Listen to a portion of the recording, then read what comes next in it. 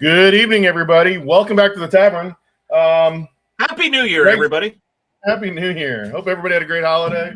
I know we were gone for about a couple weeks here, so welcome back. And tonight, I'm excited. Rod, you and I have talked, known each other for a little bit, and we've talked in the past, and you guys are coming back to the PGA Show, but we're going to talk about that in a little bit. I want to get started, though, first of all, with you are in charge of Caddydaddy Golf and RevCore, the golf bags.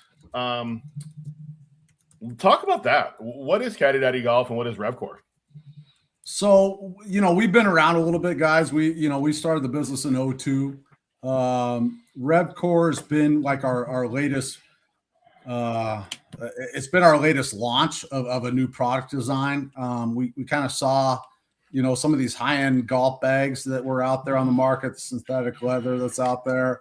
And, whenever we see products that are doing pretty well, we're like, okay, we can do that. Let's see what kind of price points we can get. And let's see what kind of marketing we can get behind it. And let's see what we can produce. And let's see, how we can compare to other brands. And that's how RevCore started. We've been mainly an accessory company, a child bag company for 20 plus years. And most recently we got into the high-end premium golf bag segment. Yeah. And I think, I'm more familiar with your travel bag, products, but, as, CEO, what's your biggest focus over the last couple of years now? Is it growth? Is it innovation, or is it tightening your core product line? We're kind of old school in this business. So, a lot of our competitors in the high-end golf bag space are, they're pretty new. A lot of them been, 5-10 years, and, us being 23 years in, our focus has always been just to build better products at better prices. And that's always been, growth happens, from that. We don't really look to, okay, we're going to blow up this channel, we're going to blow up this category. It's not what we do. We just say, we look at a different product, whether it's travel bags, whether it's golf bags, whether it's gloves. And we say, okay, well, how can we make this a little bit better? We're late to the game as far as marketing goes. And we're just starting to go down that road as far as a manufacturer goes. So we're kind of doing things a little bit backwards as far as some of the other brands we're going against. But our number one goal is quality first, and then growth happens exponentially after that. You said something there interesting. As a little bit, hold on, Steve, 1 second. As a little bit of a follow-up, you've been in this, are you really late to the game when you've already been in the business for so long and people know who you are? Yeah, that's a great question. I think, a lot of guys know who we are from the segment of a golf brand. As far as a travel bag business, we have a really nice reputation. But I think as far as the high-end golf bag market, especially with the younger generation, they're not quite sure who we are. So that's why we kind of did a little bit of a spinoff with the RevCore brand from Caddydaddy. And I think we're trying to reintroduce ourselves if that makes sense. And we've got a marketing team that's really pushing it to, as far as social media and stuff, because that just wasn't our focus first on. We've always been just about, let's make the best product, the best price. That's from day one, that's what we've always tried to do. And Rod, my question actually is going to piggyback. I was going to ask you a follow-up that you just ended with, the kind of the follow-up I was going for. Is one of the things that we've talked about on this show quite a bit is when people talk about growing the game of golf, and we think it's a lot of lip service. But one of the things that we think is holding back the game from growing is the idea of cost. And you're talking about making a great product at a better price. Can you talk about why that's important to you guys? Yeah, we got into the really high-end synthetic leather golf bag game when we saw brands like Vessel and Ghost. I'll be quite honest with you, killing it with their $400 plus bags. And so we started looking into it because we've been manufacturing a lot longer than those guys. So we have the contacts. We know what materials look like. We know how to build things a little bit better than a lot of the newer brands. And I talked to my business partner and I said, let's look and see how are these guys killing it and what do these costs look like and can we do something a little bit better? And so a few years ago we did that, and our focus as a small company with a niche is always just to be like, let's give people, the masses a really solid product that lasts forever. And our best way to market stuff is word of mouth. And that's really what we've always focused on, and we've been successful. That's why we've been in business as long as we have. But more recently, we're like, okay, we're kind of, we're in our 50-something-year-old guys. And so we got to get a little hip. So we had to hire we've got a really cool marketing team internally now that has helped push us to the masses. But our main focus always been just, build a really solid product that people are going to brag to their buddies about, and something that they're going to be like, you paid what? And then you see our product and they're like, and is it better? Most of the times, yes. So let me ask you this: cost and quality, from a brand perspective with Caddydaddy and RevCore, what separates you guys from just a very crowded golf market, as we all know? Yeah, for sure. I mean, anybody that thinks that this business is easy is wrong. To make it through all of the ups and downs that you have to deal with. It's very easy to knock off a product. It's very easy to find manufacturing that looks similar. What makes it very difficult is to be able to represent that product and to have the service behind it, and to go, listen, my bag's going to outlast this bag by 2 years or a year or whatever it is, and then have the backing to stand behind it. You can find manufacturing wherever you want. As far as finding a product that's going to get built with the specifications and the materials that you want is different. And so what we've always kind of looked at is travel bags. Obviously, the airlines beat them up like crazy. So we've learned early on that plastic is not a material you want to use much, whether it be clips, whether it be hardware. So you look for things that are going to outlast the competition. And so when we got into the high-end golf bag segment with RevCore, we didn't understand how a lot of manufacturers were using clips, plastic clips that travel bags use for their shoulder straps. We also didn't understand why they're using, they're giving you one strap mechanism. We try to include things, and we try to make something where, it's a 5-year, 10-year bag that you're going to be proud of, or you're telling your buddies about, like, this is a bag that I bought for $300 and you can buy one for $500. That's not going to outlast us. I have to tell you that I'm actually in the market for a new travel bag. We will talk at the show. Yeah, we're all in the market for a new travel bag. my travel bag is on its last days. Really quick, Fatty Wells. No, we have not. Send us a DM, please. Hey, so really quick before we continue here, tonight's episode is brought to you by. Wait a minute. Whoops. What we brought to us? Yep, you lost it. Yep, wrong page. Tonight's episode is brought to you by Desert Fox Golf and their Phone Caddy, one of the simplest game changers that you can add to your bag. The Phone Caddy securely mounts the phone to your golf cart, giving you hands-free access to GPS, apps, scoring, music, and swing videos, all without fumbling around mid-round.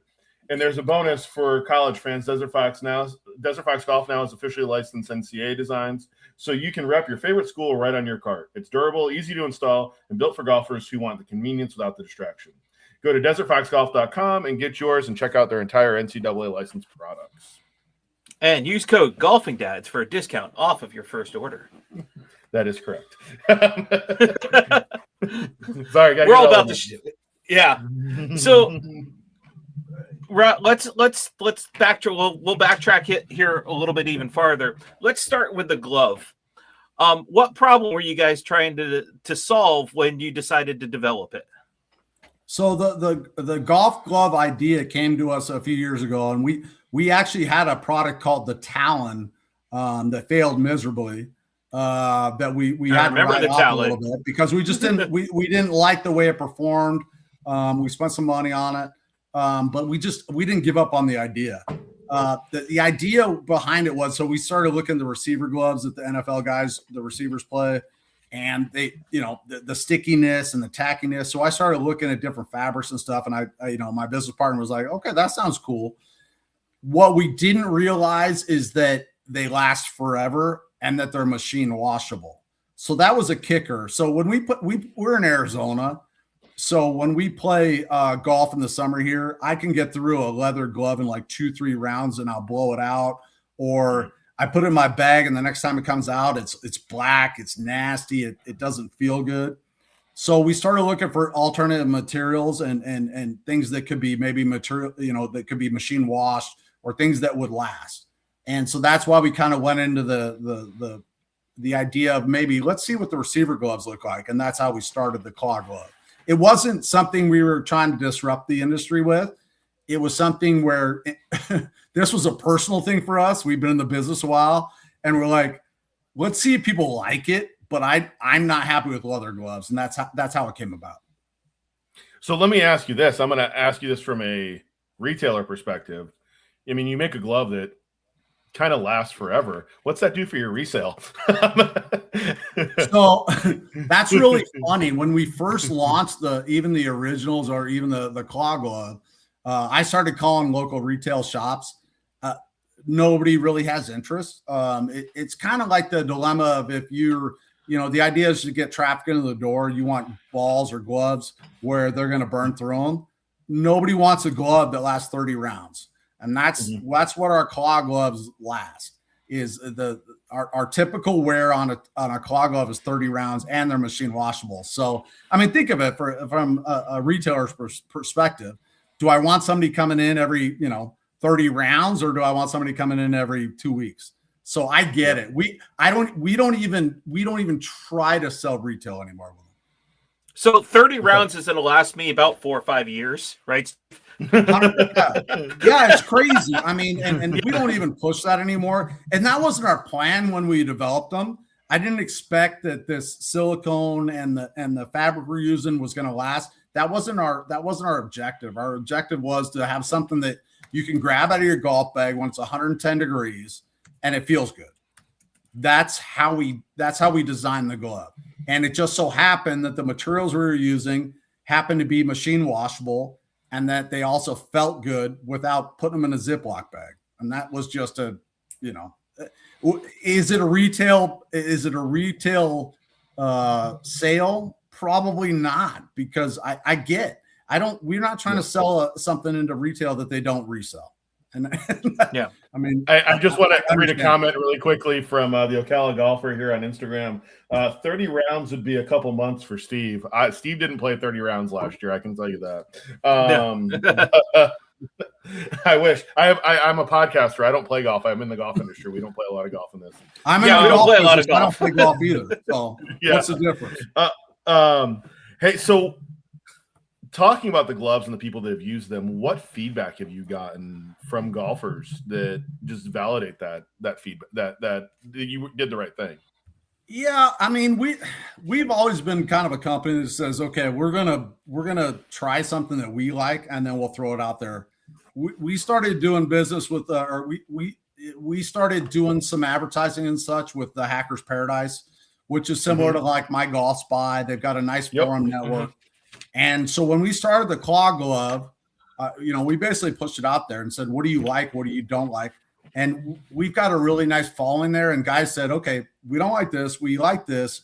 And then we kind of pushed it from there. So, but again, it wasn't the claw hasn't been a big money maker for us. We don't look at it like, okay, we're going to retire out the claw gloves. That was more of it's a beast that gets a lot of it gets a lot of word of mouth advertising, and people tell their buddies about it when they're buying leather gloves that cost $30 and they blow through them.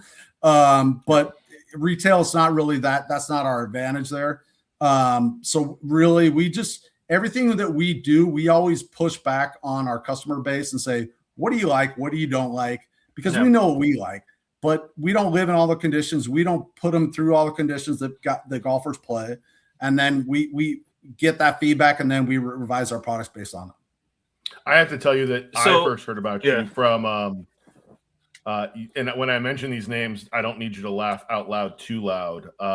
It's the guys from Big's Golf Talk and Bill Cuevas and Big Jack Quick.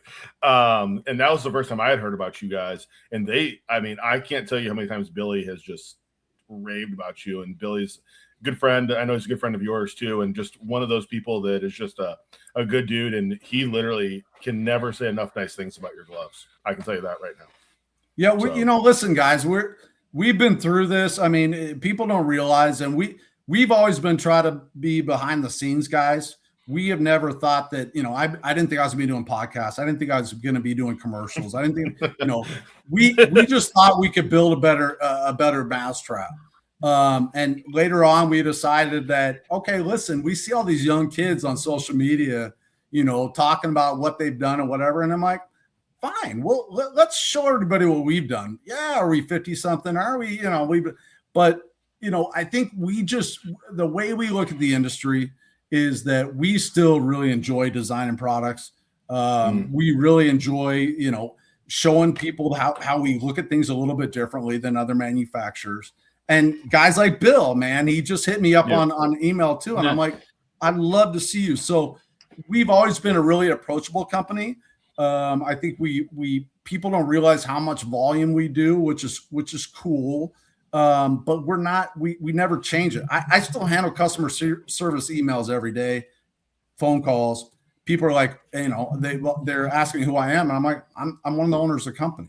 And because I take to heart everything that we do, and we're always trying to perfect everything that we produce.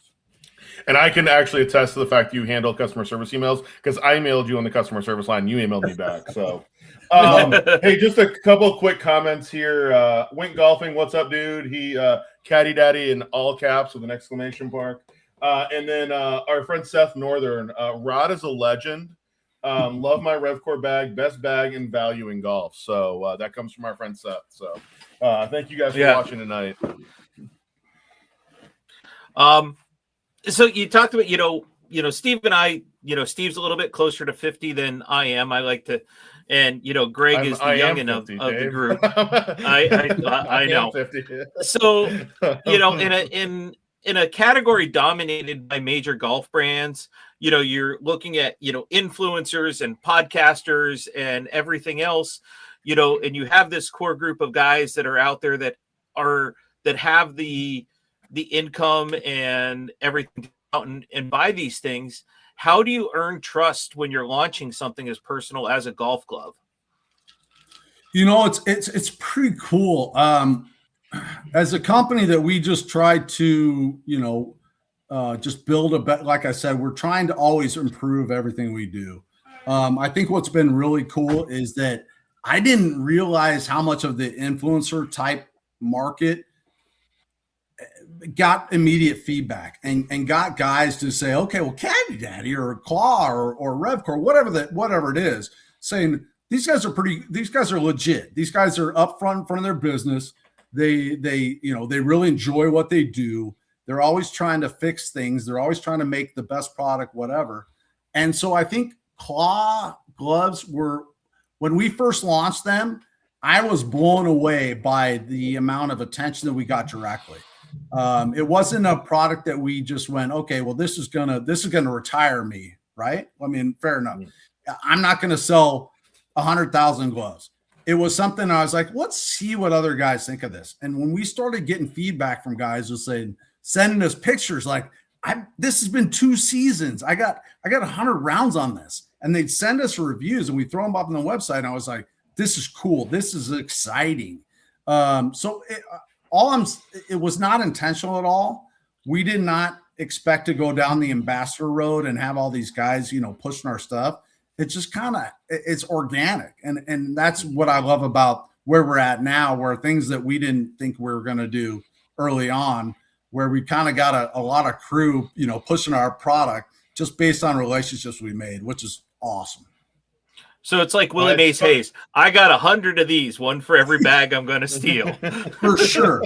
It's crazy. And listen, I mean, we got young guys pushing our stuff and telling us how cool the stuff is. And I'm like, these 20 somethings, and we got a lot of buddies, and we're doing the PGA show, and these guys are just like, are you going to be there? Are you going to be there? And I'm like, hell yeah, we're going to be there. Show up.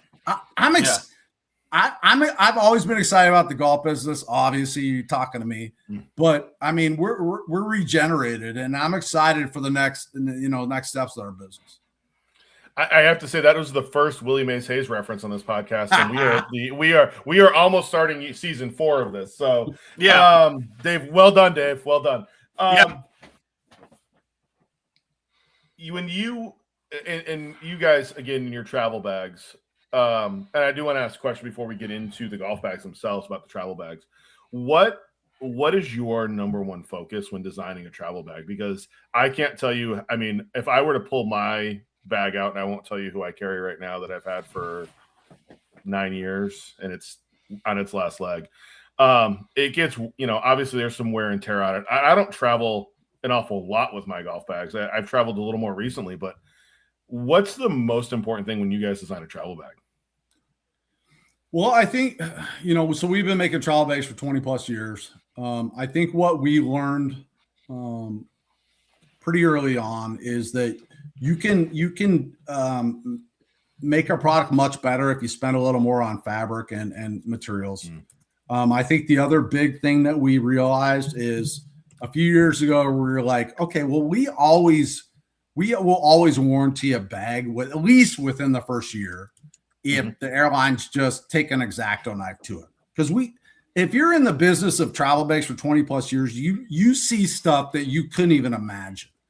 And most of our competitors will say, okay, listen, it didn't come off the rack like that. That happened because somebody wasn't treating it well. And early on, we were like, okay, we can either fight this from a customer service perspective, or we can say, you know what, we'll just handle it. And so, it's probably a decade ago, but we started advertising most of our bags are a 1-year warranty. And that means it doesn't matter what the baggage handlers do to it. We will replace it. Our first class, which is our top of the line, that's a 2-year. And people, they've never seen that before, because if you go to a manufacturer and want to replace something, they're never going to do that for you. They're going to claim that it's somebody else's responsibility. And the airlines won't cover anything as far as travel, especially with soft travel covers. So that's one thing we did. But it's always been just materials, hardware, the ease of use. And, we have the same suppliers who've been using it for 20 plus years. So we do things right. We support all our brands. And that's all I can say as far as, support. Hopefully you never have a problem with the airlines, but if you do buy one of ours, we support it. Awesome. So before Steve gets into this, okay, go ahead, Steve. This segment is brought to you by Bridgestone Golf and the Mindset Technology, designed to help you focus on the shot, not the swing. With simple cues like visualize, focus, and react, you'll swing freer and play more confident golf. Change your mindset with Bridgestone, the official golf ball of the Golfing Dads. So I'm one of my buddies here in town is watching the show here tonight, and he just sent me this picture as his travel bag. He says it's seen better days, but that is one of yours. Is it? All That's right. a Caddydaddy, yeah. How he says it's seen better days. But is it did he email us with his warranty? I feel like he's hijacking this whole episode now. Yeah. Is that I really quick, Dave, is that Donnelly? It's Donnelly. Oh, okay. Yeah, he's hijacking. He's trying to hijack. It's all right. He's hijacking the show. If it was destroyed by the airlines within the first year, we will replace it free of charge with nothing. No, he's had that for a while. You can't bring up old travel bags on this episode. That's not fair. No, yeah. But he's just a longtime fan of your product. Oh.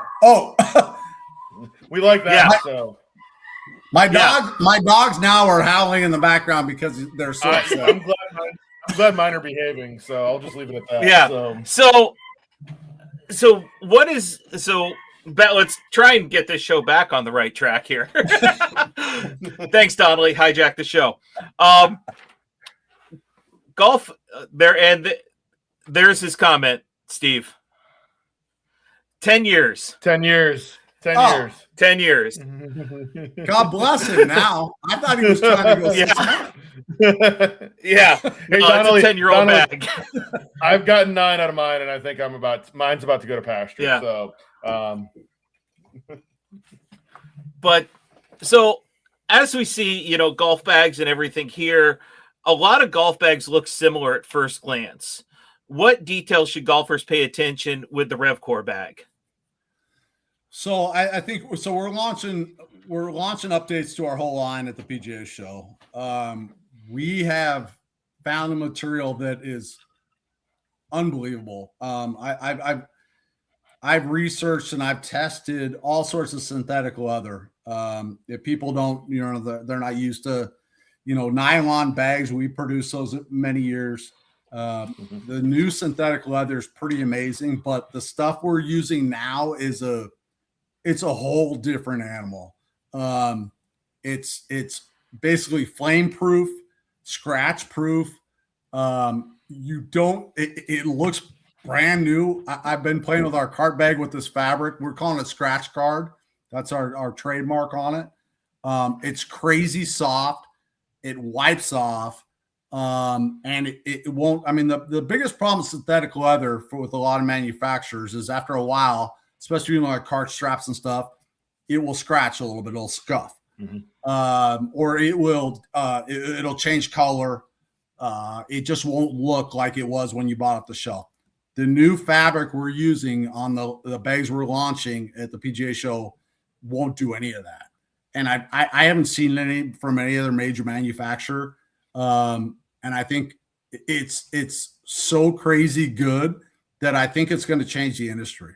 And I don't know how many will absorb it because I think it's really expensive. It's not cheap. A lot of companies don't want to use it. But I think if you put our bag against anything on the market after the PGA Show, and even maybe now, you're going to want one of our bags. It's that good. And I'm not shooting my own stuff or whatever, but if you look at our new golf bags and the fabric and the materials we're using, especially with all the metal hardware we're using, it's pretty well indestructible as far as compared to other brands. hey, Rod, I want to read a couple questions, or a couple comments here. And the first one I want to read is from our friend, the Ocala golfer. And it is, I need the Navy Caddydaddy stand bag in my life ASAP. And then he also followed that up with, I can't wait to see the new bags at the PGA Show. So super excited. I think you guys are going to get, every year we talk about brands, and this year is going to be a little, I don't know if you've seen the show floor map at the PGA Show, but they've got brands that are going to be out in the hallway because the show floor is full. So it is going to be crazy, but I think you guys are going to make a statement, and I'm going to say that. We're going to get to the PGA Show here in a minute. But Dave, why don't you go with your next question, and we'll continue on. So, you're talking about this material. What's the one feature in your bags that golfers won't appreciate until they've used it for a few rounds now? I think it's just the comfort level. So, like with our stand bags, we include a single and a double strap with our hybrid stand bags. Everything's just really easy to use. Our zippers, people like on our golf bags, they see our zippers and they're like, what is that? Because we use such high end. We use like number 9 zippers with people that don't build bags, don't really understand what that is. But we use components that we want to last you 5-10 years. So your buddy's like, what is that, your same bag? Everything we've done since day one is durability. And that's what we still are when we look at designing even our new bags. Metal is more expensive. It adds weight. everything we do component wise is more expensive than what our competitors do. We do it because we want people to have a word of mouth advertising rather than to spend money on advertising is a hell of a lot cheaper. And so where we've been successful is the people that represent our bags or our products tell their buddies. And so we've always built products the way we want them to perform.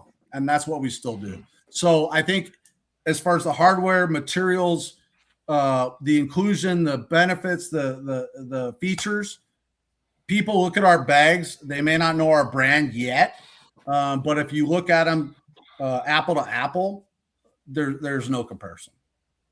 Now, Steve can attest to this. I am somebody that is severely destroyed several bags. And there's photos of me tossing bags into the dumpster as they fell out. My clubs fell out in the parking lot of a golf course. And I had to go get a new bag. So, Rod, challenge accepted.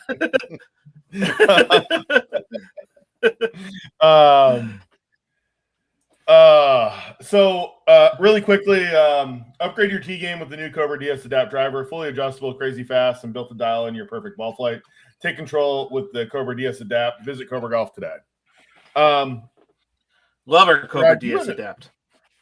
Rod, you were at the PGA Show 10 plus years ago as an exhibitor, and you're coming back this year for the first time in quite a long time, which is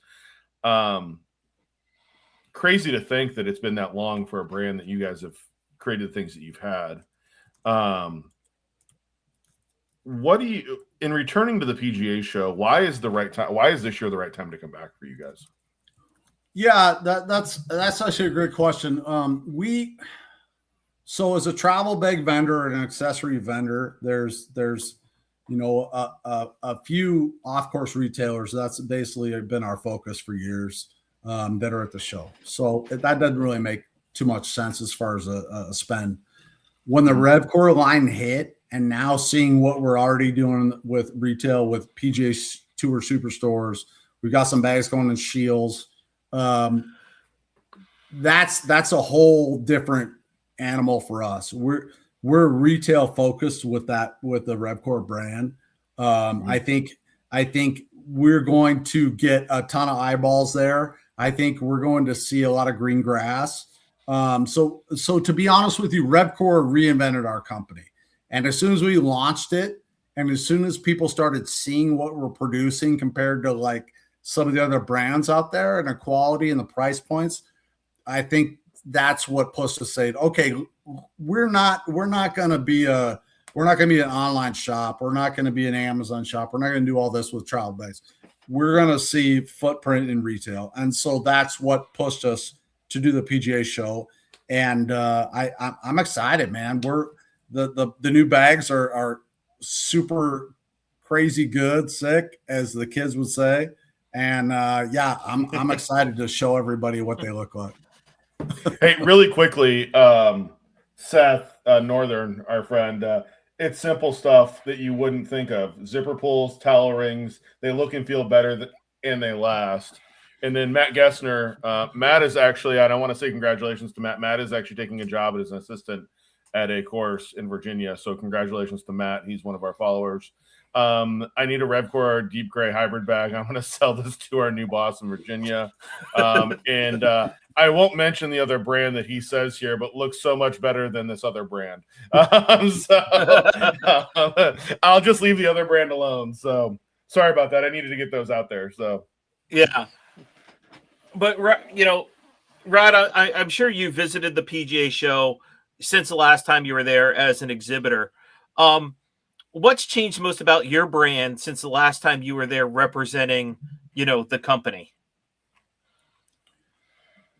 I don't know that we've made too many changes. I think the industry's changed quite a bit. I think it's, obviously gotten a lot more hip. I think the influencer stream is a whole different animal. I think social media is a whole different animal.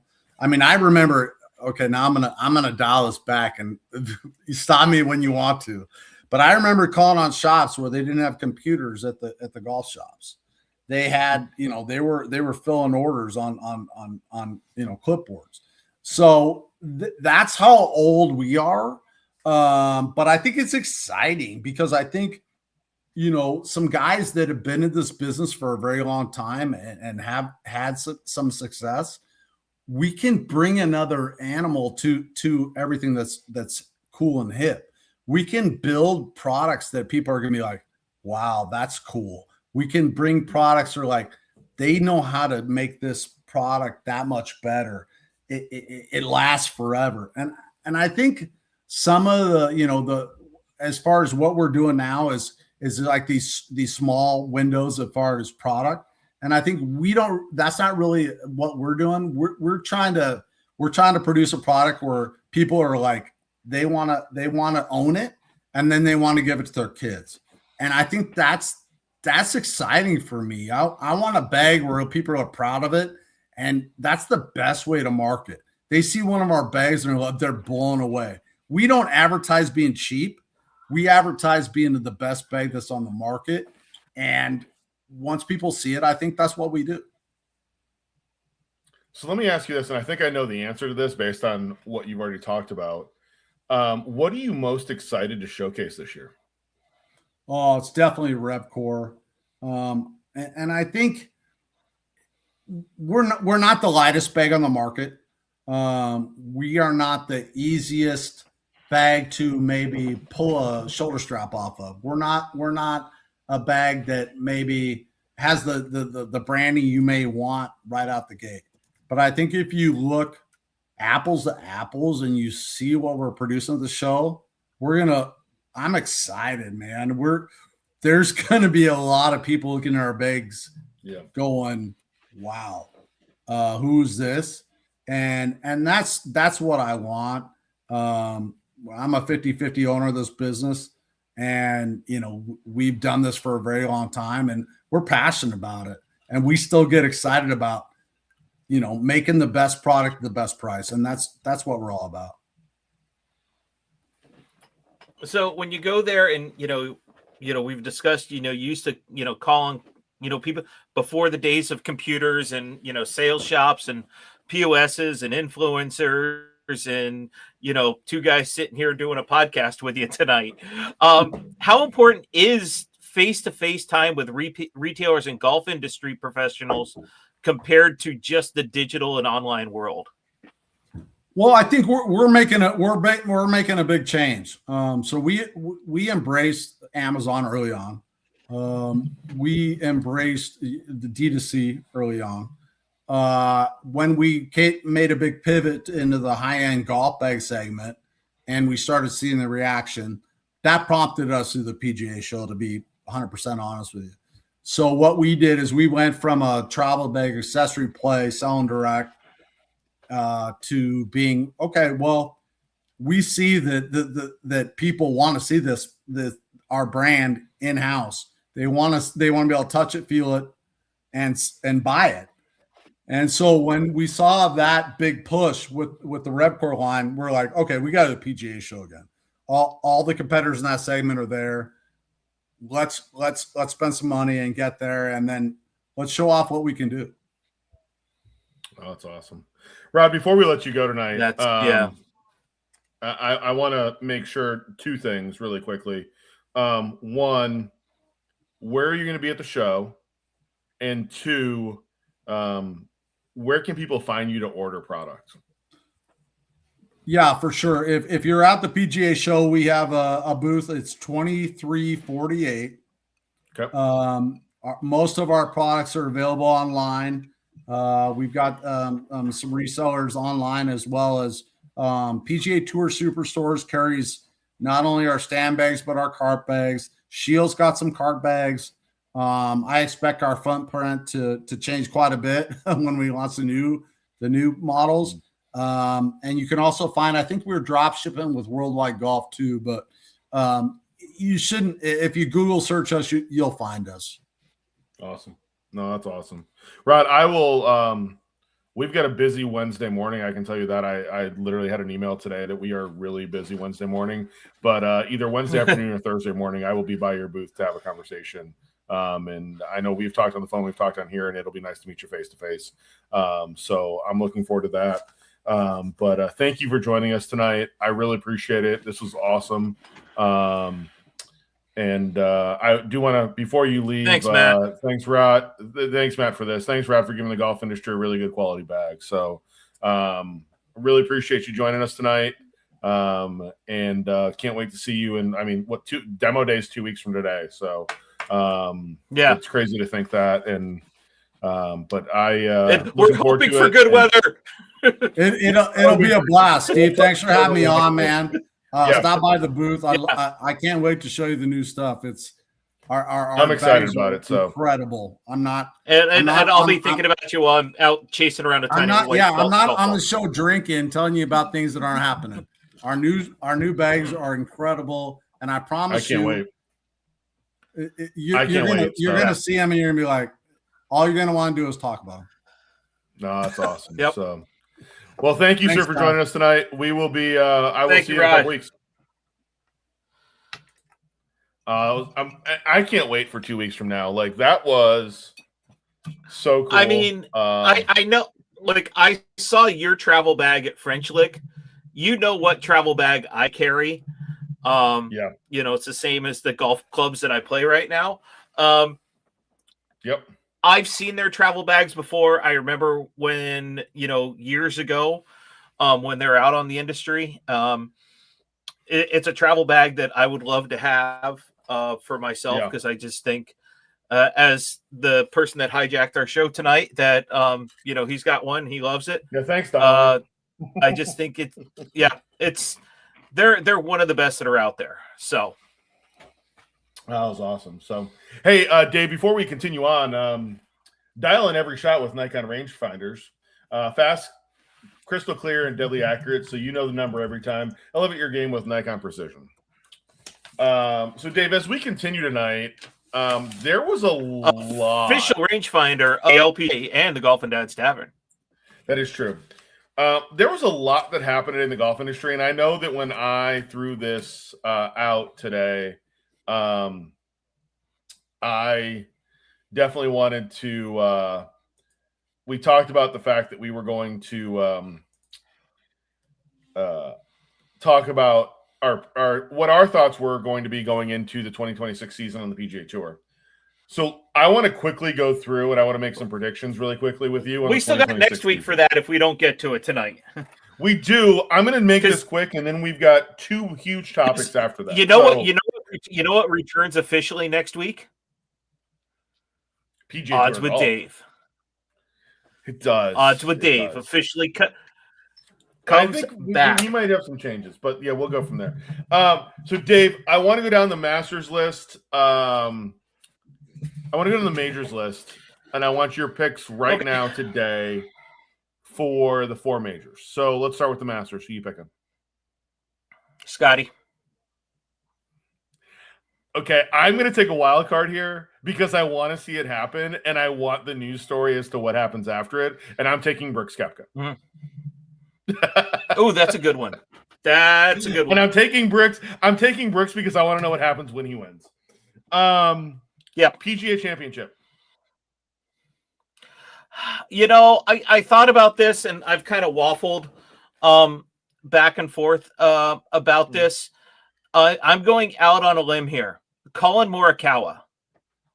Who was just put in an article as the most overrated player on the PGA Tour with two majors. Find that hard to believe that you could say he's overrated. I'm going to go on a limb and take a guy who's also got two majors. He has two PGAs, and I'm going to say Justin Thomas. I don't know how he's going to come back from injury yet. Again, I'm not arguing that. I'm not arguing that. But I feel like U.S. Open. Bryson. Ooh, that's a hot take right there. Hold on. Lost you. My camera just shut off. Oh, lucky you.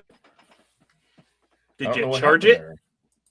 It's charged. Well, I can hear you. It's plugged in.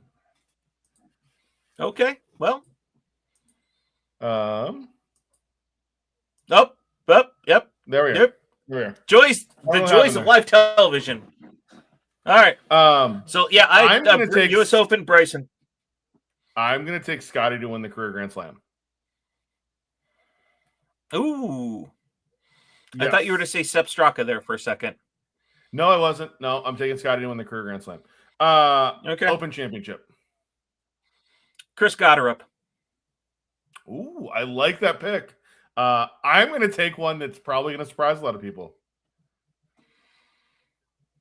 Jordan Spieth. I have Jordan Spieth as my comeback player of the year this year. I'm not arguing that's not a bad player. That's not a bad pick. Who do you have for player of the year this year? Player of the year this year, it's a toss-up because it really depends on, who wins what and what they're doing and everything else. I'm going to go with Ludwig. Without a major. Wow, that's a hot take. That is a hot take. I'm taking Scotty to win his third player of the year in a row. One last pick. Yeah. Who are you taking in the President's Cup? As far as players, or who's going to win the President's Cup? Who's going to win it? Oh, we are. Okay, all right. I think we are in a close one. So, yeah. Who? I got one more for you because I looked at this one as well too. I don't know if you did. Who's your rookie of the year? Michael Brennan. I'm going Neil Shipley. Not a bad pick. Michael Brennan's already won. He won in the fall series, and I'm taking Michael Brennan because the dude might be the dude that actually challenges Scotty because the dude hits it 320 easy, like it's nothing. So yep. I saw that too, but I like Shipley, and I think that's okay. I'm okay with that. I think Neil's going to be a great PGA Tour player. I do. I think he's going to be awesome with the PGA Tour. I'm going to step away from the PGA Tour right now, and we're going to go to the other one. We're going to go to that other tour. Yeah. Liv announced today that Thomas Dietrich signed with them, and so did Elvis Smiley. Did the hair on the back of your neck stand up or no?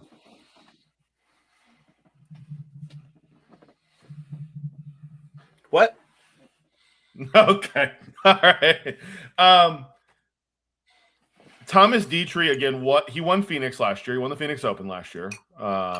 He won on the Super Bowl last year, on Super Bowl Sunday.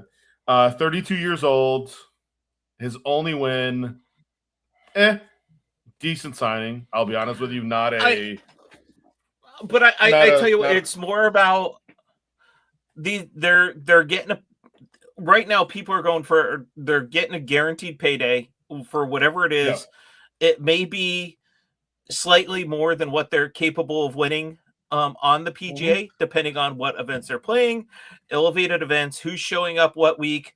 And again, it's the PGA Tour has become a grind of, can you place in the top 10 of an elevated event when all the focus is on the likes of, JT and Scotty and Rory and and those guys that are there, constantly, week in and week out, or do you play the grind and are out there and playing, nothing against it, but it's just the first one that comes to my mind, the Rocket Mortgage Classic, when a lot of these guys aren't showing up at that, and you're battling, out with guys more in that 25 to 50 or 50 plus, ranking range. So there's nothing to get, for the two of us and Greg, sitting here, we love watching those events because it is the essence of golf, and those guys are out there, competing and loving the game that, we all sit here and talk about and play.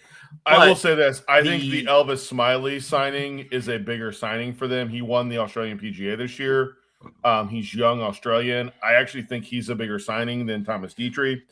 I do think the bigger news that came out on Live today was that Akshay said no. Right.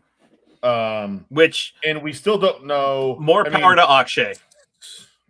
So yeah, I mean, he just got married. He's got a wife to pay for now that he's married. So yeah. But Akshay is one of those. He's a top 15 player. He's getting paid. Top 25 player, but yeah, he's getting paid. I'm still surprised that Akshay doesn't have, although contacts, he's kind of social. Well, there's that. He's kind of socially awkward, having been around him.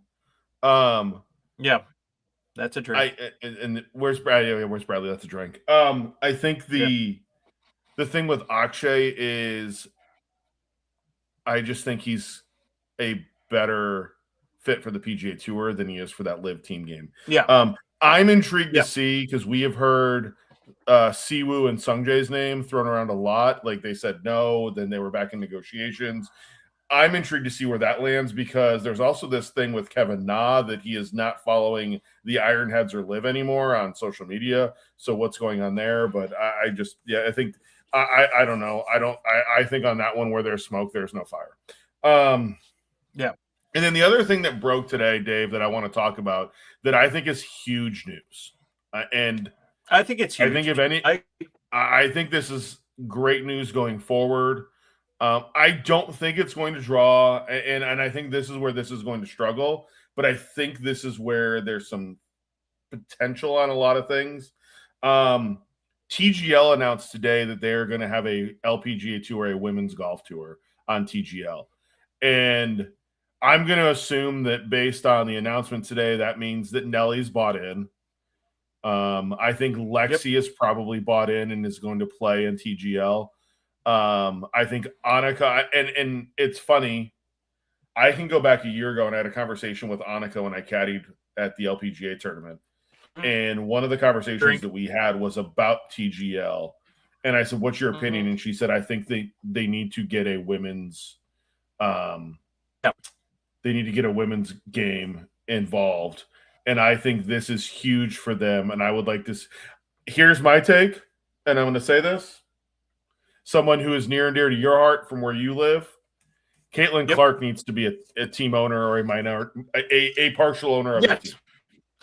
Yeah, I think with just everything that is there, I think it is a new for her and everything else to be involved. Now, I would like to come out of this with, TJ, and we've talked about it before, and I'm buffering here. You are buffering. Yes, you are. Yes. What I'd like to see, and we've talked about this as a live event, they make it happen in TGL doubles event. Oh, I 100% think that is going to happen. I think we see a I think that we see something happen there with the PGA Tour and with the LPGA Tour and a TGL event, and I think that is going to be amazing for golf, and I can't wait to tune in. So that's my 2 cents. So, Dave, great show tonight. Yeah. I know that I won't see you. TGL, not the ruin thing. We're number 3 for this week. So it's still they need to throw, but that's just me. All right. Well, Dave, thank you, and hope everybody enjoyed tonight. Yep. And look forward to next week. We're gonna have a really good show next week, and then PGA Show week. So hope everybody tunes in, and we can't wait to see you at the PGA Show if you're gonna be there. Cheers. I'm really fortunate, man. I mean, having the opportunity to build something that's. And remember, folks, use code GolfingDads to get 15% off your order at Desert Fox Golf. Also use code GolfingDads to get 15% off your order at golfish.com. Use code GolfingDads to get 20% off your order at Jacket Sunscreen. And use the Golfing Dads Tavern to get 5% off your order at FlightScope.